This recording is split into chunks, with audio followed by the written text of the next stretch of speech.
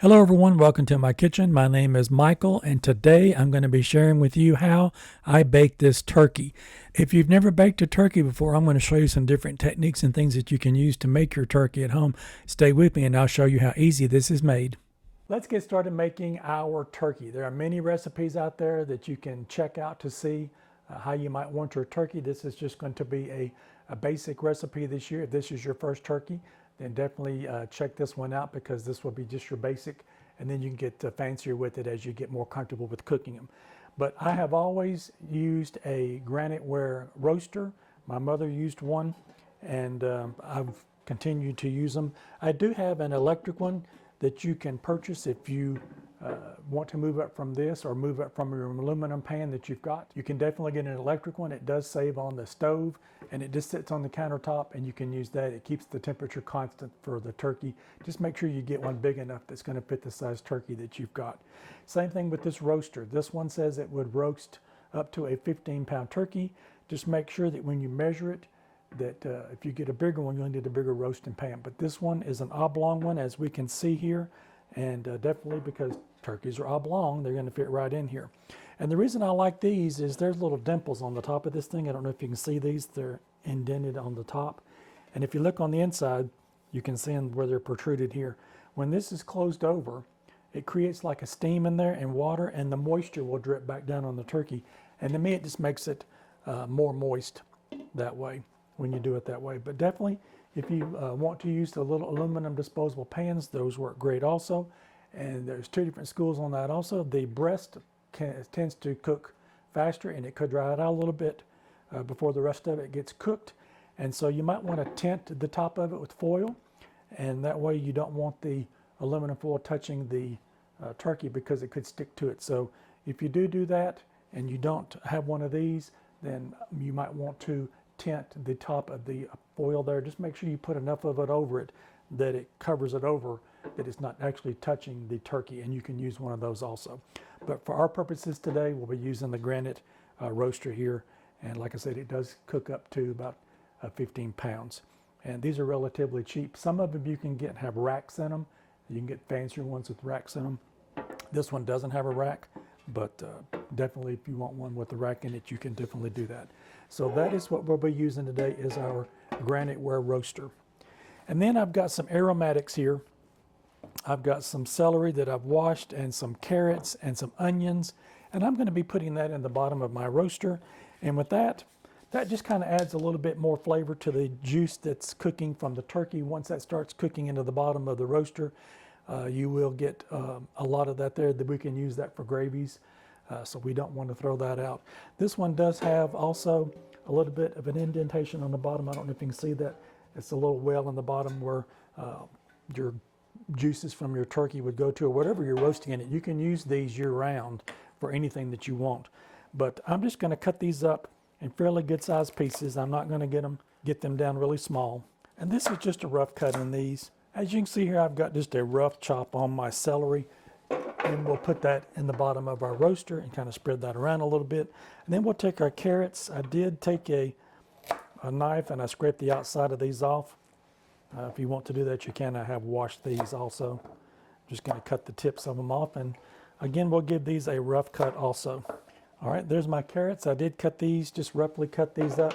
And we'll kind of spread those around on the bottom also.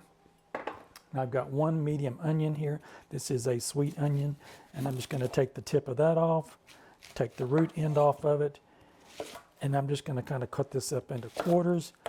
I'm going to go ahead and take this outer skin off of this because I don't want that in my pan. Just remove that outer layer off. All right, I've got the outer layer removed off my onion, and then, like I say, just kind of give these a rough cut. You don't have to get really small with them. This just adds the aromatics to our turkey juice that's going to be in the bottom of it that we'll use for our gravies and things. That's just roughly chopped. We'll add that into the bottom of our pan. All right, we're going to get ready for the turkey now that we've got our aromatics in the bottom of our roaster, and we're going to get started on our turkey. So I'll be right back. All right, let's get started working on our turkey now. So I've taken my turkey out of the bag. This is a honeysuckle white turkey that I got at the store the other day, and it was completely frozen. And I did leave it in the refrigerator for about 4 days so that it can get thawed out. And I have taken it to the sink and I have washed it. And don't forget that inside of the cavity of the bird, you'll find a packet with your giblets in it. You do not want to leave that in the bird. You want to make sure that everything is out of the turkey so you can use that for your gravy later. But definitely check inside of the cavity of your bird to see if it has a little bag in it that has the giblets in it. All right, so let's get our roasting pan over here, and I am going to transfer my turkey to the pan.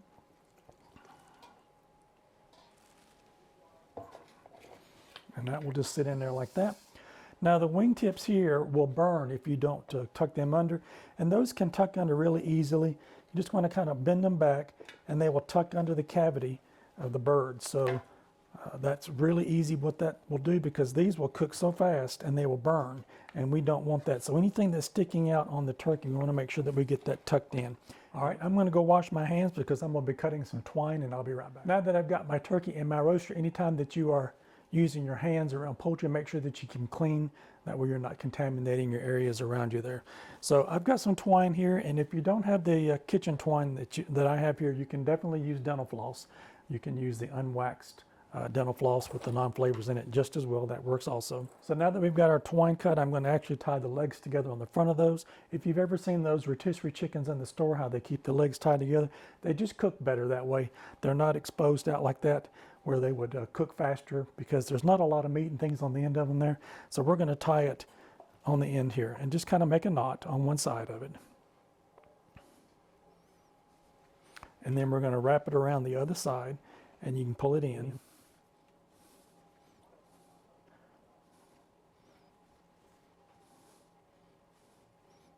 And we're just going to kind of knot it off there. That way that you've got the legs tied together. All right, so that is what that looks like. Our turkey is now ready for a little bit of basting that I'm going to do with it. Again, I'm going to go wash my hands, and I'll be right back. All right, we are moving on now, and I have taken a stick of butter and I have melted that in the microwave there. So we're going to actually put a little bit of a layer of butter on the outside of the skin. That's when we want that nice brown skin when it comes out of the oven, that shows that it is done and you've got one of those perfect looking turkeys. So let's brush this butter on the turkey, and we'll get it on all of the areas of the skin. All right, now that we've got our turkey covered with the butter, you do not want to use this butter again because it has been used to brush on the outside of the turkey, so this will be thrown away. If you do want to use it, you can actually, there is some recipes where you can raise the skin up and you can rub some of the butter on the actual meat itself. So if you want to use that, you definitely can. You just stick your hand under the skin and pull it back, and then you can brush the butter onto the actual meat itself. But for this matter, I'm just going to cook the outside of it here with the butter, and I'll be right back. And we're going to put a little salt and pepper on the outside of it, and it'll be ready for the oven. All right, we are ready to season the outside of the turkey now, and I've just got some salt and pepper here, and I'm just going to sprinkle some on the outside of it. And you can just put that sparingly in the outside. It should stick to it pretty good because you do have that coating of butter on the outside of it. And that'll just give it a little bit of seasoning on the outside of the bird there. And I'm going to put just a little bit of pepper on it also. All right, our turkey is ready for the oven now. Like I said, this is about a 13-pound turkey. Check, there's sometimes on the label of your turkey, you'll have the manufacturer, whoever processed the turkey, will have the cooking instructions on it as far as to doneness and things.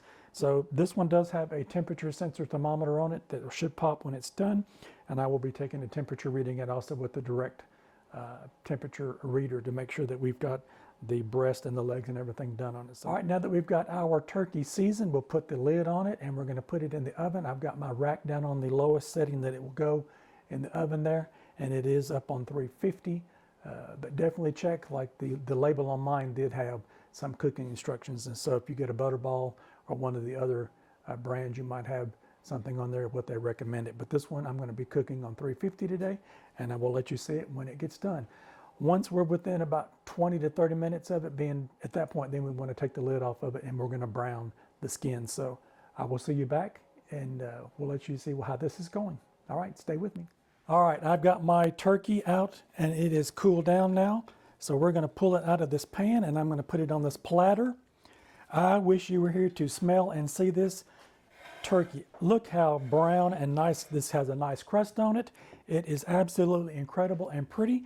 So let me get me a knife and we'll give this a taste test and I'll be right back. I do want to apologize. I had not realized that the batteries on my microphones had died until I got ready to edit this video. But I did want to continue to show you what the turkey looked like. It was absolutely beautiful. It had a nice crunchy crust on the outside of it. And with that butter that was added to it, just made it even more flavorful on the outside. All right, now it's time to carve up the turkey. I'm going to get me a couple of slices out of here and put them on my plate and get ready for my taste test. I did cut me a couple of slices of this turkey here, and that was not all that I ate that night. I did eat quite a bit of it. It was so good and juicy. I just turned it around here so you can see the other side, what it looked like, the meat that where I had sliced off those 2 slices on it. So let's grab some of these other sides that I've got here. If you recognize this, this is my mashed potatoes that I've made. And if you haven't seen that video, I'll leave that link in the description box below on how I make those. And of course, I did make my cornbread dressing. I've got a good size serving of that.